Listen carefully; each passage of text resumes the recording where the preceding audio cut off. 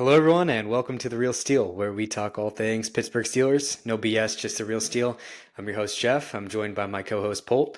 The Pittsburgh Steelers coming off a big primetime Monday Night Football game, 26-18 win over the New York Giants, and feeling pretty good to be 6-2 right now, Polt. I mean, we're at the top of the division with the Ravens losing this week, so yeah, this is pretty exciting time. I mean, Russell Wilson's been looking good since we made the move at quarterback. So yeah, initial reactions. How you feeling? I'm feeling good, man. First of all, welcome back. Welcome back to the States. It's good to see Yeah, you in your normal house. thank you. Yeah, I'm feeling really good, man. Coming off a win Monday Night Football. Great shirt. We kind of talked about it at the beginning of the year, and we'll talk about it more next week when we go over like our mid-season review. We said the beginning of the season was our time we had to get going and we had to come out fast and play really well, and we did. And I mean, not to we'll talk about a couple predictions I was right at, but I did say we would be 6-2 in the first half. I was wrong about the Jets. We beat the Jets, lost to the Colts, but hey, 6-2 is awesome, and I feel like this team's in a really good place, and I feel really confident as a fan, or at least as confident as I have been in the last couple of years with the team going into this Week 9 bye week. Yeah, it feels pretty good. I mean, the offense is clicking. I wouldn't say firing on all cylinders, but definitely No, clicking. There are some holes. We'll talk about kind of what we saw. I think in particular, some of the red zone struggles and third down in the red zone in particular seems to be haunting us. So we'll talk about that for a little bit and maybe how the defense seems to start pretty slow, yeah, admittedly, but and for the most part, I mean, this team is looking pretty good, and can't go without saying special teams as always. You know that third component of the Pittsburgh Steelers team is really excelling this year. So let's go ahead and break the game down a little bit. I think you mentioned also we want to do a little bit of a midseason recap next week during our bye week, so we'll do that. So today's episode pretty much just a little bit of a game recap, and that'll kind of be the I guess most of it. I What was do you want just to going to add? ask you, but before we jump into like the specifics of the game, a general vibe check here. How did you feel during the game yesterday? Because Uh, obviously, I mean, I guess to start it off, I mean, Steelers, if you didn't know, won 26-18 Monday Night Football against the New York Giants. What was your overall feeling during the game? I think my level of stress watching the Steelers this season is a lot lower. Like I'm not as pent up and as anxious as I feel like I am, and I think that held pretty Yeah, true in this game, despite a slow start. I think there's a couple of things that I would think of that are playing into that. First of which is I know the Giants aren't really a great team. yeah, So I think that certainly played a role in me feeling pretty comfortable knowing that okay, it's going to take us a little bit of time or the Giants aren't really going to do that much. yeah, So that was kind of a little bit of a safety blanket. But the second piece is what we had mentioned is, the defense in particular, but we have been playing like a second half team offensively and defensively. And so knowing that, we were what tied at halftime 9-9 yeah. coming out afterwards that I had a good amount of hope that we would be in pretty good shape. So a level of comfortability for how close some of the scores have been, but Yeah. that's kind of my gut feel. Like I felt pretty good. But do you feel the same? Well, no, that's why I asked you. It's pretty funny. Our fandom's very similar. I honestly felt like zero stress throughout that game yesterday, which was kind of crazy because it was a one-score game the whole way, except for maybe like 5 minutes of the entire game. It was Hmm. actually in the fourth quarter at one point. The Giants scored and were about to kick it back off to us, and I said to myself, I go, "Wow, holy crap! This is actually a one-score game right now. Right, right. Well, this is actually a barn burner. Like I usually would be really stressed. I felt no stress, and I thought that was weird for a game that was definitely not in hand. But some of your points about the Giants not being a good team definitely played into that. So I just was curious on what your feeling was. So I'm glad that we had the same thought process. Yeah, I mean, let's just go ahead and talk about why that this was a one score game though, and Yeah. and like maybe why we felt a little bit better. First three drives for the Pittsburgh Steelers were all pretty long sustained drives, and they all ended in field goals. Yep. So we had three scoring drives, our first three drives of the game, to put only 9 points on the board, and two of those drives in particular called back for touchdowns. We had a touchdown pass to George Pickens, right? And that was called back by, was that the face mask Broderick Yep. Jones play? Yep. And then the second touchdown was it another pass to Pickens where he Yep. just was called out of bounds? Um, but a pretty good play there. And so, yeah, you look at that as more points on the board and opportunities there. That's, do the quick math. What 14 minus 6 is 8 more points. So that gives us a little bit more of a blanket and takes it out of a one score game. Also in the second half, and we'll get there in a little bit too, but we did have that fumble by Russell Wilson, and Right. 5 minutes left in the game. You would have thought with how the run game was working that maybe we would have killed a little bit more time there and not given the Giants the opportunity to get a little bit closer than they would have. So, what'd you like out of the team in the first half? Yeah, I mean, what you said, I like the offense and the way they're able to move the ball. It looked like they were a well-oiled machine, especially that first drive. I don't know Yeah. about you, but that first drive felt easy, and they just marched, took the opening kickoff, which we don't always do, and I don't think it was our decision, but and drove right down the field and got with inside they were on the 11-yard line, and then had the touchdown that was called back and the penalty. So it felt easy and just like a bad luck or a penalty to hold us back. Hmm. But then it kind of had like a shootout vibe in the first half without much points being scored. Yeah. Because the Giants also were driving all over us, which was really unfortunate, right? They had a 59-yard drive, their first drive, that tied up for a field goal, then a 45-yard drive, then they had a 3-and-out punt, and then they had a 57-yard drive to end the half. So we had, I guess, combined as the two teams had 6 drives over, or 4 drives, one was 45, over 50 yards in the first half. So had a shootout vibe, but with 6 field goals. Um, so I don't know. It was a weird first half. I was impressed with the offense. It was really good to see. But obviously, we got to get better in the red zone, and that is somewhere that Justin Fields did help our offense out. Yeah, and going back to that question you asked, I mean, if we think about it, what maybe made us feel pretty calm and collected was that first drive. I Yeah, mean, it just felt pretty effortless. If I can go absolutely. ahead and pull up the stats here from this drive, what do we have? 10 plays, 57 yards, and a lot of different people getting involved on that drive. What the first play of the game was a 12-yard pass, which was awesome. I think it was play action too. So everybody Yeah. expects the run out of the Steelers, right? And they acknowledged that and did a play action pass. Like they did a great job. I'm sorry, I didn't mean to cut you off, but I thought Nope. Arthur Smith called like a really good game, and that was very evident on the first drive. Yeah, I'm gonna jump right to a stat of the week that I have that I Yeah, just saw on Twitter was and not to belabor on the past here or anything, but I think just in what you had just said, hey, Arthur Smith had called a pretty good game.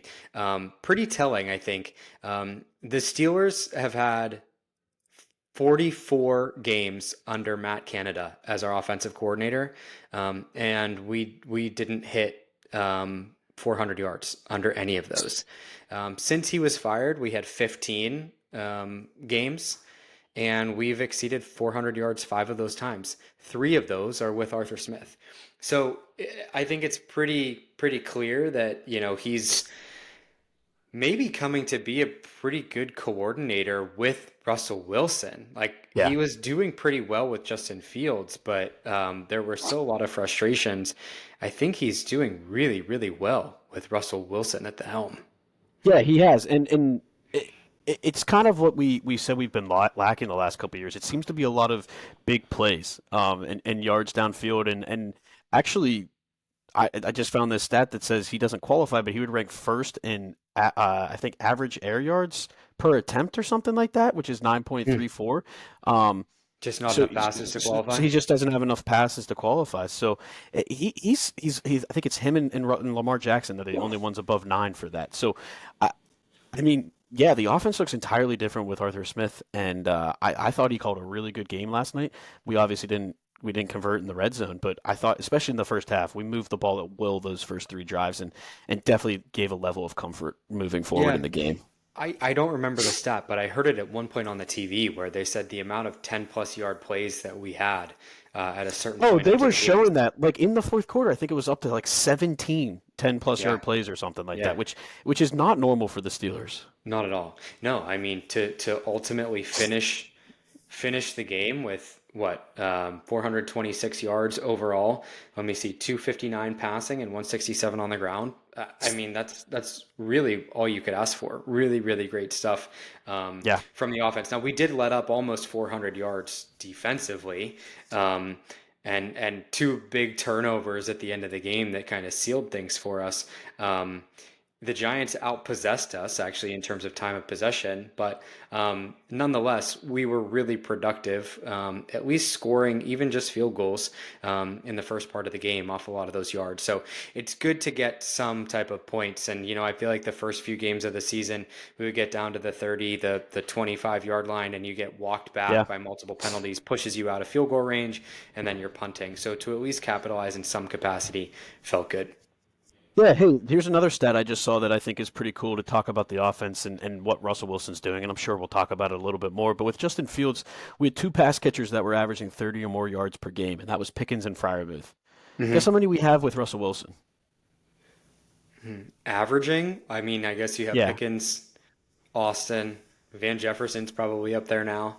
Darnell Washington might even be there. Jalen and Najee's questionable. I'm gonna say five.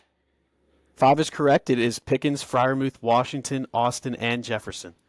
So three Okay, so receivers and Fryermuth is two in tight there. ends. Okay. Yeah, so five guys averaging 30 or more. I mean, we're spreading the wealth. Definitely Russell Wilson spreading the ball around, and I think that's also what gives a better feel. It doesn't feel like we're just lobbing it up to Pickens and hoping he makes a play. It seems like we actually have design plays that are getting guys open and doing stuff for our offense to move the ball, which is really, really encouraging. Yeah, and that's ultimately what you want, right? I mean, the box score here for the Pittsburgh Steelers looks great. I mean, Najee, 19 carries, 114 on the ground. Jalen Warren had 46 yards on 9 carries.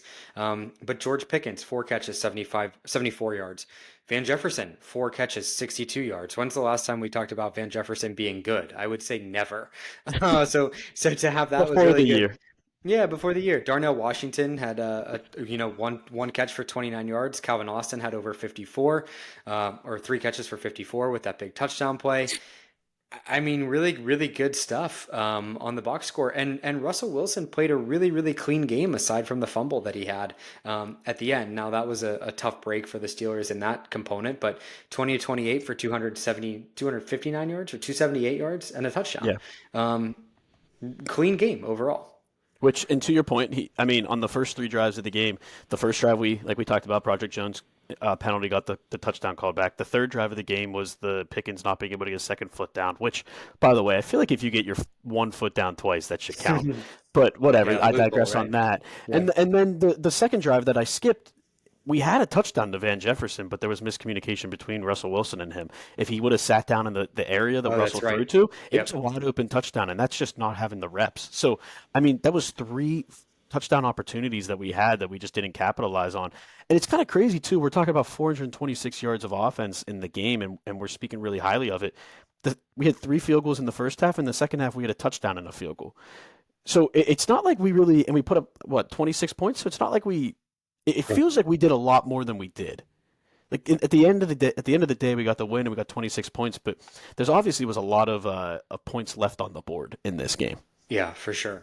I want to talk about TJ Watt, but I don't know if you want to go into kind of breaking down a little bit of the offense more before we do that, or if you had We any can move on. particular thoughts. I gotta say, and I really do think that this is the best player in the NFL.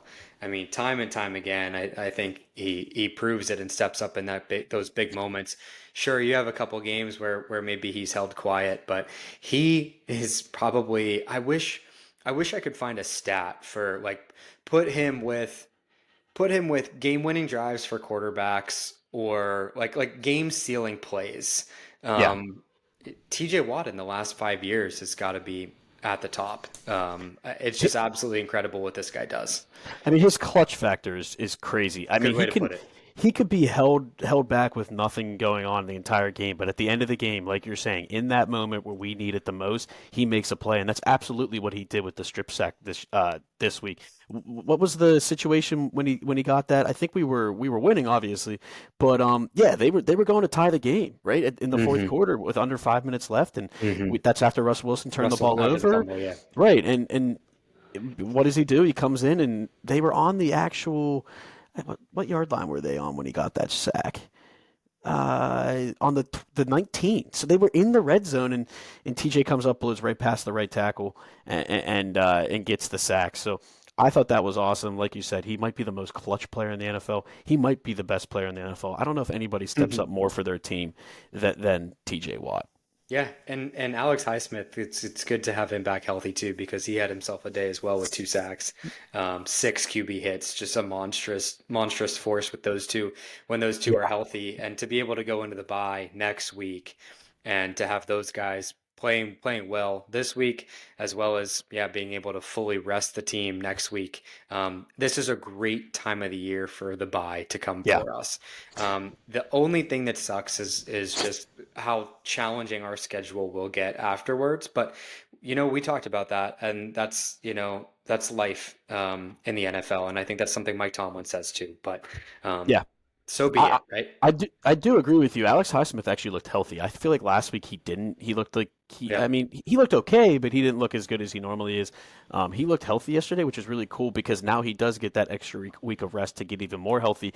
And hey, guess what? I think Nick Herbig's going to be back right after the bye too. So that'd be we're great. we're about to have the three-headed monster back at the edge rusher position, which is really what our defense relies on. If we want to dive into the defense a little bit, it kind of seems like the defense has definitely been frustrating this year. I don't know if you feel the same way, but I feel It's roller frustrated. coastery, right? Absolutely, yeah, it's a great way to describe it because they have their ups and downs. I mean, there's a stat here where we're outscoring teams in the third quarter this season, 53 to nothing. Our defense is unbelievable in the third quarter, but in the first two quarters, it looks like they can't stop anybody. And like at the end of the game, there in the fourth quarter, it looked the same way too. And this seems to be a consistent trend. I know they had two second half shutouts the last couple weeks, but it just seems like they don't come out fast and they have issues. And so I know in the passing game or pass defense, we really do rely on that pressure up front. So having TJ and Alex Highsmith healthy with a potential Nick Herbig coming in, Jeremiah Moon had a little bit of pressure this week too. I saw he had a couple runs at Daniel Jones. We're going to rely on that edge rushing, I believe. Yeah. I don't really have much else to add. I just feel like the secondary is another area where I feel like is so up and down. Like we'll Yeah, get some of these, you know, really great game sealing plays by Beanie Bishop, yeah, and we'll have some good plays by Deshaun Elliott or Minka or Joey Porter in coverage, and then other times it feels like we're getting picked apart like sweet Swiss cheese. yeah. So I agree. I think it's you know, the defense is quick to admit it. I watched what Alex Highsmith had to say in his press conference, and they know that they're starting slow. And we mentioned on the Yeah, last episode that maybe it's because teams are able to script up a solid first drive, and that happens. But we shouldn't be starting that slow. It would be great to get back to where we can force a punt on the opposing first drive. So yeah, I'm with you. It's ups and downs with this defense. Now, fortunately, they've been able to, I think, play a good strong role in getting us to where we are, and yeah, it does feel like we are relying on them a little bit less than we have, at least I agree. compared to the last 2 years, right? We are possessing the ball a little bit more now, keeping them off the field, keeping the defense off the field, I should say, a little bit more. So I Yeah. think that's helping, but nonetheless, still, room for improvement and things to clean up for sure. I think the most concerning thing to me with this game was this was a Giants team that I don't think was very good running the ball coming in, and Tyrone and they had 25 carries for 157 yards and a touchdown. But Tyrone Tracy, their starting, I think he started running back, had 20 carries for 145 and a touchdown with a 45-yard touchdown run. Yeah. We have been stopping teams against the run recently, and the Cowboys ran against us, the Giants ran against us. It's a little concerning to me because I don't know. I thought we had been playing really well. I thought the guys up front were playing really well, but to get gashed like that is just not normal. And when you look at the second half of the schedule, I know we'll talk about this more next week, but we face a lot of really good running football teams coming up. Washington's primarily a run team. Yep. Baltimore, Cleveland, Philly, Kansas City. I mean, those five teams are, I mean, it's five of the six teams we play after the bye are dominated by the runner. That's what they want or would prefer to do offensively. So Yeah. I think we need to, scout ourselves, self scout thyself, and figure out ways to improve that defense against the run, and fill in the holes over the bye week.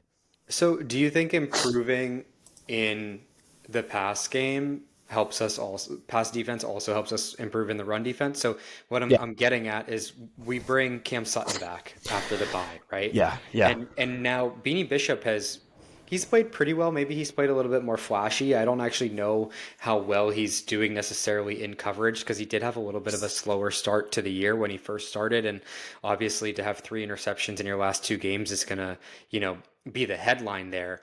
But Yeah. if Cam Sutton comes back and he's good enough to kind of come in, does that bring anything to the team in terms of momentum or being able to, you know, better better defend against the slot and maybe play better defense wise? I don't know. No, I think it does because I mean, you saw a couple times last night they wanted to they went man to man and we got beat a little bit. So I think they're weary to put all the corners on an island, especially Beanie Bishop. But when you bring in Cam Sutton, I mean that's a guy that has veteran experience inside and outside as Hmm. one of the top corners in football. I mean, maybe not that good, but he was a good corner. And so yeah, I think that's definitely the case. If you have to put less emphasis on stopping the pass, you can put more on stopping the run. I think at this point, a lot of the times we're relying on the front four to clog the holes and have one of the linebackers come back and make a play, or Deshaun Elliott. Maybe we don't have to rely on that, or maybe we can, fill gaps easier with better protection on the back end. So yeah, I do think it all kind of plays hand in hand with each other. Yeah. So that's a great point. Yeah, Cam Sutton coming back will be huge. Yeah, so we'll see. I don't have a full picture of injuries in terms of, who you might. You mentioned Nick Herbig might come back, and Cam Sutton will be eligible from his suspension. I don't know if anyone else kind of comes back or if anyone's teetering. I assume we'll probably be able to get Zach Cordell. Frazier's coming back. Okay, and Cordell Patterson as well. I don't know if Michael Pruitt was active or not. Yep, he played. He had a catch. We did see. We did see Roman Wilson get moved to IR, I think for a hamstring issue, which is, we've yeah, I'd say beat the dead horse here with how much we've talked about Roman Wilson, but I will say I still would love, love, love to see a move made at wide receiver for the Steelers, but I do have a little bit more confidence with Russell Wilson in Yeah, getting me too. usage out of Van Jefferson and Calvin Austin in particular, as well as our 2 tight ends. I mean, we're using Darnell Washington so much more than we had last year, and so that's pretty good too. Yeah, I mean, Darnell Washington looks like the guy we thought we were getting out of Georgia. I mean, I thought we would be getting a really, really good blocker, which he's been great, and he's been great his whole career with us. But then a guy that could also make some plays in space and catching the ball, and he has this year. And I think that you got to give credit to Arthur Smith with that. So yeah, I agree. I think we have more weapons than we thought. Are they the best weapons? No. But I mean, I would love to see him move too. I don't know if that's going to happen. Darius Slayton's a guy that everybody's talking about who we played last night. They're now saying the Giants need to get a offer that's going to overwhelm them in order to trade him. I mean, there's a bunch of different guys. The problem is all these injuries in the NFL are piling up, and a lot of teams need receivers as well. So, Yeah. um, I'm starting to believe, and I know we've been talking about these trades and trades for wide receivers a lot, but I'm starting to, unfortunately, believe that we're not gonna make any moves. I feel like with how Russell Wilson has utilized Van Jefferson and Calvin Austin in particular, that I agree with you. I don't think we will. Um, that said, I think it's worth mentioning that today Deontay Johnson got traded to the Ravens, which kind of feels like a stab in the chest. But Yeah, not that we were in the runnings for that. We actually could not have acquired him because we traded him previously this year. But nonetheless, that one hurt because it doesn't necessarily feel like they have a significant need at wide receiver. And here they go making that trade where we have a much more glaring need or seemingly much more glaring need. But I yeah. think I'm with you. I don't think it's going to happen. There's a lot of guys out there that I think, we could go ahead and make a call for, but I just don't think anything's going to happen. Yeah, and I guess on that note, I should bring up because I'm going to bring up some positives, but there are some negatives with these bold predictions. I did my main bold prediction last week that we were going to trade for Cooper Cup. That quickly got ended on Thursday Night Football when the Rams actually upset the Vikings and Cooper Cup looked amazing. So yeah, Cooper Cup's not available anymore, and we will not be getting him. So that was a pretty bad bold prediction. Just to wrap on Cam Sutton, I just saw that he was reinstated from the suspension list, so he is Great. officially back on the team. Good stuff. What were our other bold predictions? I don't remember. It was a late night for me. Somebody hit theirs. I don't know. You said Jalen Warren was going to score a touchdown. Ah, That obviously didn't happen. I bummer. said for the game, Calvin Austin was going to score a touchdown. Hey, that's a He good scored two. good stuff.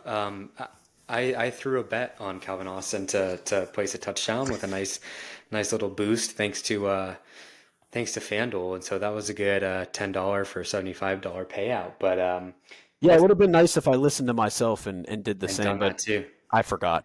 But let's talk about special teams because Yeah, always my favorite part to talk about. I think we have been hyping up Calvin Austin in the return game since the start of the season, honestly, probably since last year.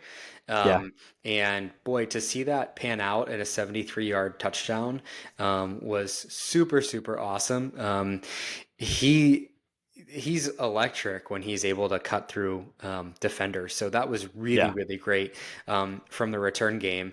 Corliss Waitman, again, pretty solid punting day. He had a 55-yard punt that was really, really good to flip the field.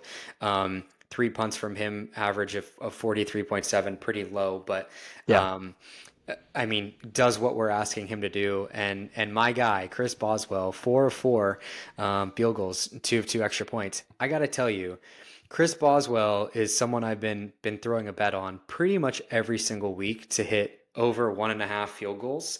Um, and he's 23 for 24 on the year. I'm giving him my balls of steel. Sorry, I'm just going there. It wasn't even anything flashy, but it's just time that I give him. I don't know. Have I given it to him already this season? I think so, but let me take a look. Might have been the first game.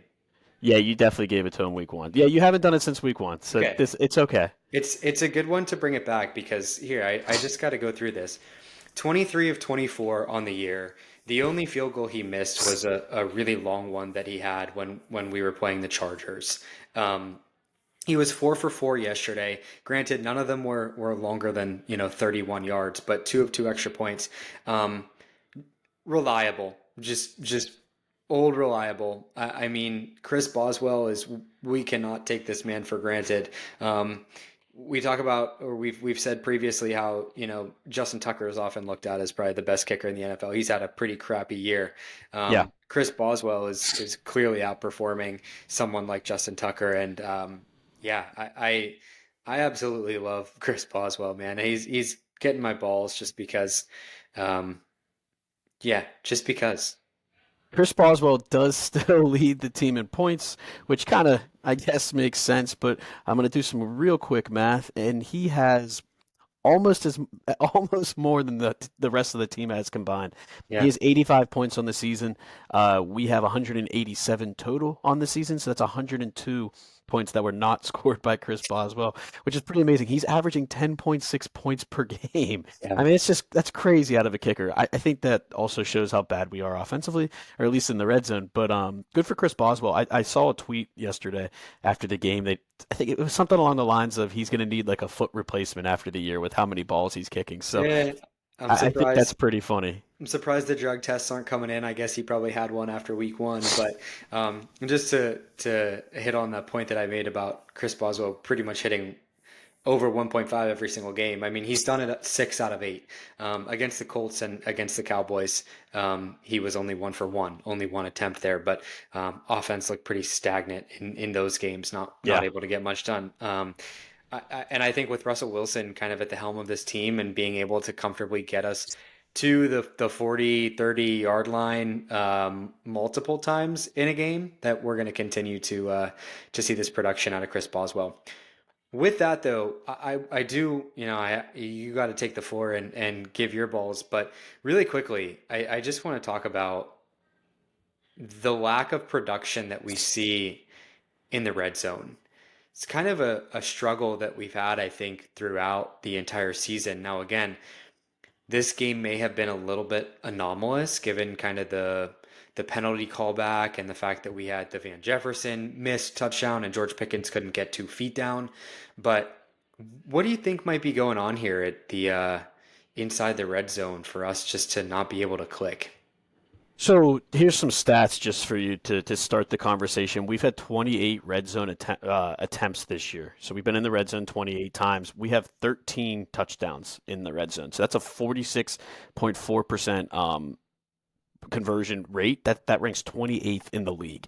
Yeah. So that's just stats to back up what you're saying. We're really struggling in the end zone or the red zone. I don't know what it is. To me, some of the play calling seems to get a little stagnant at times.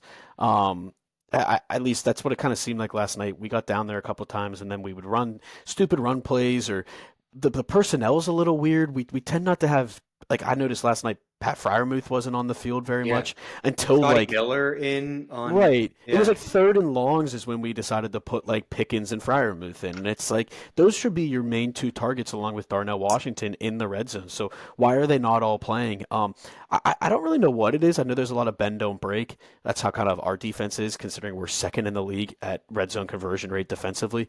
I don't know. And I guess maybe I'll pose a question to you in return. Do you think this is where, and we didn't mention, Justin Fields was the emergency third quarterback for this game because he picked up a hamstring injury in practice. They say it's minor. He should be good after the bye. But do you think if he's okay after the bye, we start seeing him integrated into the offense towards the red zone? Because we did have success when he was playing. Yeah. Um, I have no idea. Yeah. In a hypothetical world, if I was at the helm, I would say absolutely. Yeah. Like, why would you not have a two QB set where you can use Justin Fields as a running back? You could use him as a wide receiver. You could use Justin Fields in a lot of different ways. Heck, you could have a you could run direct snaps. You could do, Yeah. Justin Fields could be like Taysom Hill. He could be like, David Montgomery on the Lions, one of their running backs, threw a pass to a tight end last week. Just whatever you're able to do to add confusion, Right. I think from an offensive perspective, right? Because now a defense has to look at you and essentially think that you have two guys who can use their legs and use their arms. Right. And so I would absolutely love to see something like that happen. But I just don't know. I don't know if I want to say Mike Tomlin's a little bit too traditional. I Yeah. feel like we see a trick play come out like twice a season and it just doesn't work. Yeah. Yeah. Like it just doesn't ever get Like the that job double done. reverse against the Colts. Yeah, that was terrible. Yeah, and so I don't know. I mean, maybe we do get a little bit more creative with Justin Fields, which, by the way, I gotta say, maybe the camera was just on them at the right time, but really, really good to see Justin Fields and Russell Wilson interacting the way they do, and I really do hope that there's a good mentorship relationship between the two of them. I hope, and I think that there is, but Yeah. that aside, I would love to, and I don't think Tomlin is shut off to the idea of it. I just don't know if we'll actually see it or not. Yeah, the rumor is when he got announced that he had the hamstring injury and might miss the game was, and they said this the week before, so take it with a grain of salt. But the rumor was the Steelers really did have plans to use him and utilize him in this game. Now, again, it's easy to say when he gets hurt and can't play. What were they really trying to do? I don't know, but I do think I've been pretty against or pretty vocal being against the two QB system, right? I think it's terrible for both quarterbacks. It's really hard to get momentum, and it just doesn't make sense for us. But I do think there's a way to integrate him into the red zone offense without ruining Russell Wilson's momentum Sure. or take some stuff away from him. So I personally think they are going to try to do it. They've obviously had some issues. Again, it's 2 weeks for Russell Wilson, but I think he just gives that extra element with his legs because even if it's not there, he can run it in. So I'm curious if they were planning to do this all year, and when Russell got hurt early in camp, they had They to couldn't. stop. They had to stop their preparation on it. But now they have a week to figure things out, and they could start implementing some more of those offensive plays. I don't know that. I hope they do that because I do think it makes us more dynamic. But we'll have to wait and see. It's true. I mean, Justin Fields really could be utilized in a lot of different ways. So, Yeah. um, we'll have to see. It's a good time for the bye week to come, right? Really, really good time for the bye week for us to continue to get healthy, to have a really good record leading into the bye, and to prep for a really challenging part of the season. Right, and I'm glad you brought that up. To circle back to the injuries, I didn't have this at the time. Yeah. The guys that could come back, we talked about Cordero Patterson, Zach Frazier, Cam Sutton, Nick Herbig, but we forgot about these last two. Corey Trice is making his way back. They think Oh, he'll be nice. available, as well as Dylan Cook, the swing tackle. So we're going to get some more line depth back with Frazier and Cook, get some great help on the at corner with Sutton and Trice, and right there you go. Like you said, we got that depth and maybe even better defensive players in the secondary. So I think that's going to be really, really, really big for us. That's great. Okay, All right. I gave my balls, so I need you to do the balls, and then we can go to a jag off. I wasn't ready for you to give Chris Boswell. I'm going to be honest. So I Yeah. had originally chosen Alex Highsmith because I just thought he played a great game. He was all over the guy. Daniel Jones, I thought he made a huge impact. But because you didn't take who I thought you were going to take, I have to give it to Calvin Austin. Yeah. The official balls of steel for me is going to Calvin Austin. The guy had a great game. What was his stats? 4 catches for 54 yards and a touchdown with the 29-yard touchdown. And then he had the 73-yard punt return, which I said we only had a touchdown and a field goal in the second half. Our touchdown was only off of the punt return. Oh no, we had No, no, the no. punt. I'm sorry, we had the He punt had a return, catch and too. then we had the second touchdown. So I Yeah. was wrong earlier, but that punt return definitely was the change of momentum, and it turned the tides in the game. We got a little stagnant, got a little stale, and he broke that off, and I really do think that was what propelled us to get the victory. So good for Calvin Austin. I think he's been supposedly he's been wide open a lot, and we just haven't got him the ball. So it's good to see him stay patient and keep working. Some stats for him: he is one of 5 Steelers or one of 6 Steelers to have a 70-yard punt return and a 70-yard receiving touchdown in his career. Oh, Did you wow. know that? No. Deontay Johnson, Roy Jefferson, Louis Lips, Antonio Brown, and Ray Matthews, who two of those names I don't even know. Those were the other guys, Wow. Not even Antoine Randall, huh? not Randall. And then he's the 5th player in Steelers history to have a receiving TD and a punt TD in the same game. Deontay Johnson did it.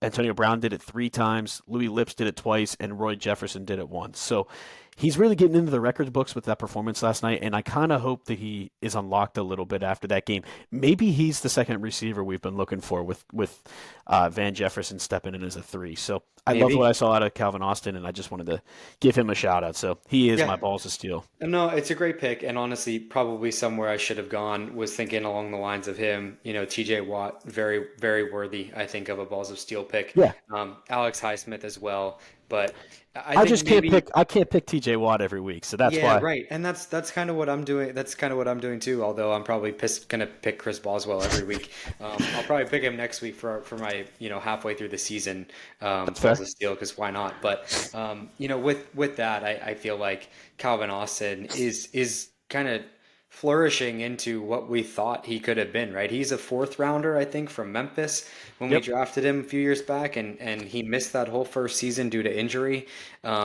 And so it's really, really good to actually see him kind of flourish. And maybe this is the system that works well for him.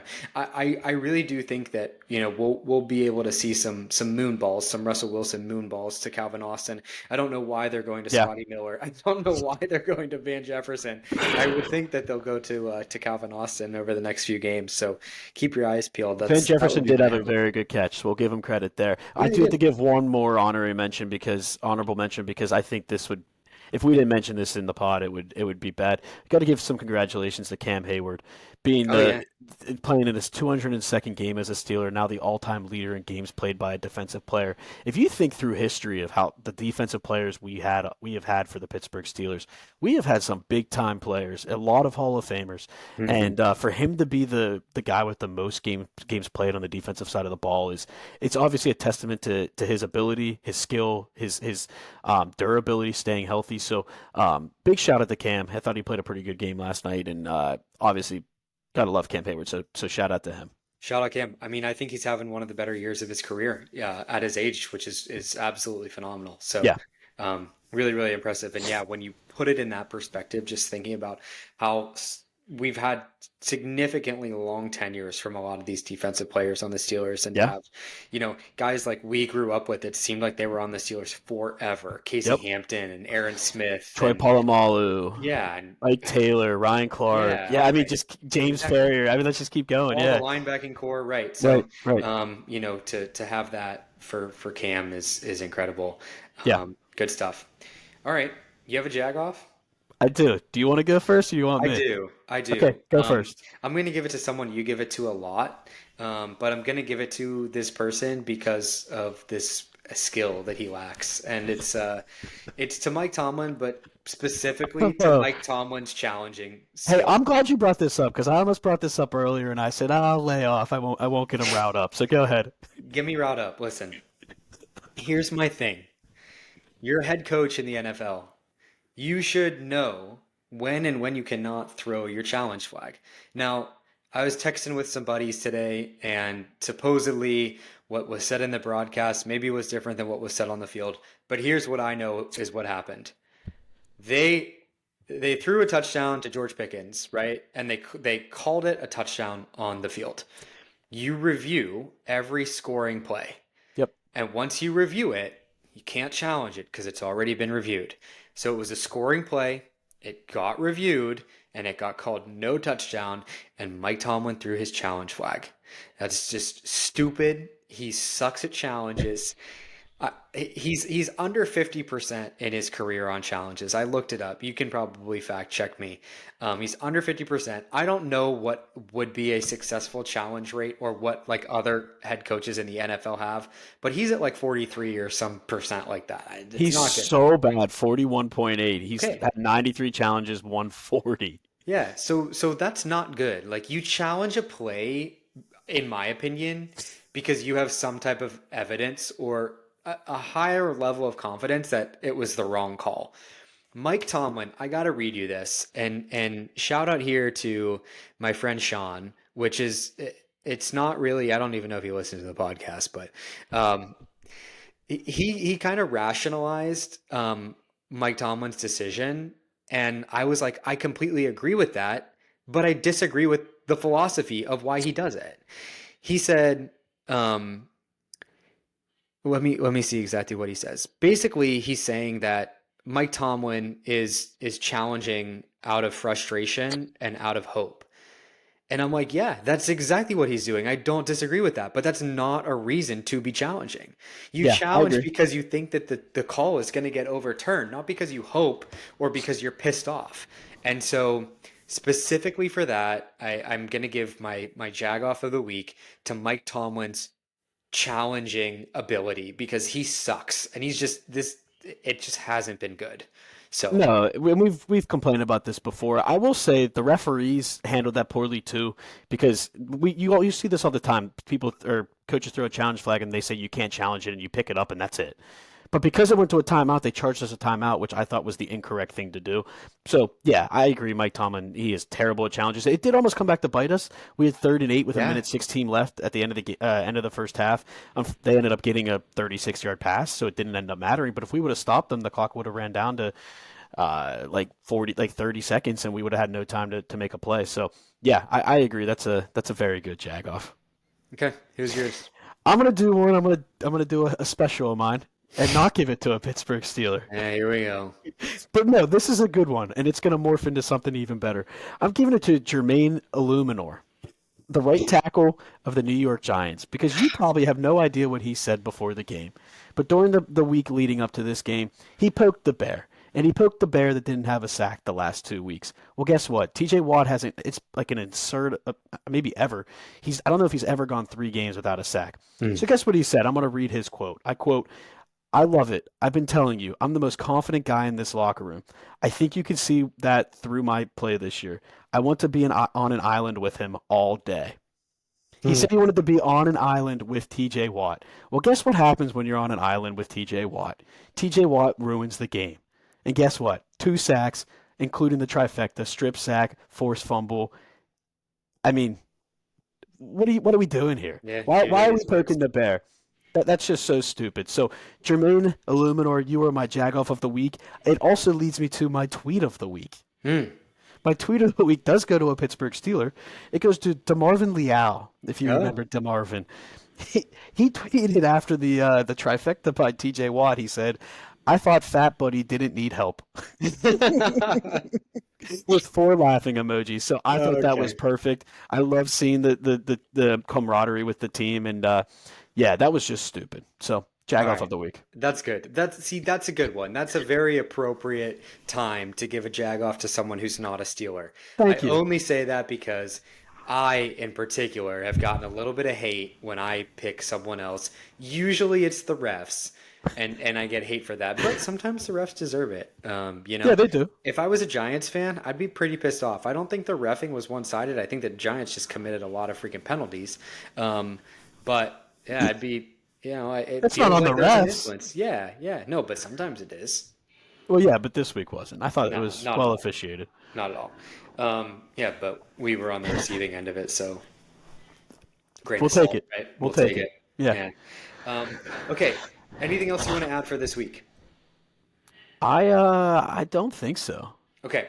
So, plan of action. We have a bye week next week. We'll jump on and put together a little bit of an episode for, I think, kind of a mid-season recap, right? We're 8 games through. We took some really good notes. I shouldn't say we. You took some really good notes from some of our early episodes this season in terms of predictions. So I think it'll be really good to kind of visit those, see where things sit. Maybe we'll get a Balls of Steel, Chris Boswell, for the first half of the season. Maybe we'll get a Jagoff for the first half of the season. Who knows? But all things considered, um, it's been a good first half. Hey, I do have one more thing. We didn't even mention this guy. Najee Harris ran Oh the yeah, ball really well. 19 carries, 114 yards. He's been over 100 yards 3 straight games. Just had to throw that in there. I completely forgot to mention Najee. stud. Nope, very very worthwhile to bring it up. Yeah, but I agree. Good. Yeah, we'll come up with maybe I'll get some come up with who's been our most common balls of steel, most common jagoff, and we'll do some good stuff previewing the second half of the schedule too. Maybe we'll do a little mailbag action. See if we can get some questions from some listeners. So if you Yeah, have any, send us send in us some some questions. cues. Yeah, for sure. Do you got a bold prediction going into the bye? Um, no, I don't. Do you? Yeah, it's not really You that do, bold. obviously. Yeah. I'm gonna say no trades. We're making no trades. Okay. That's one. Two though, and this it just came to my mind. I think we get an absurd Russell Wilson video on social media. Oh yeah. Like, I mean, he was pretty adamant about Sierra's birthday this week, saying, I don't know, posting all these videos. I feel like we get something on the level of Mr. Unlimited this week. I love it. Maybe not, but be on the lookout for Russell Wilson's social media. All right. I like that bold prediction. We'll see what happens. All right. Well, hey, stress-free Sunday Yeah, for us coming up, and we'll be back after the bye week, or I guess during the bye week for a little bit of an episode, as we mentioned. So, yeah, as sounds good. always, thank you guys for listening. We appreciate it, and we'll talk to you soon. Thanks, everyone. Peace.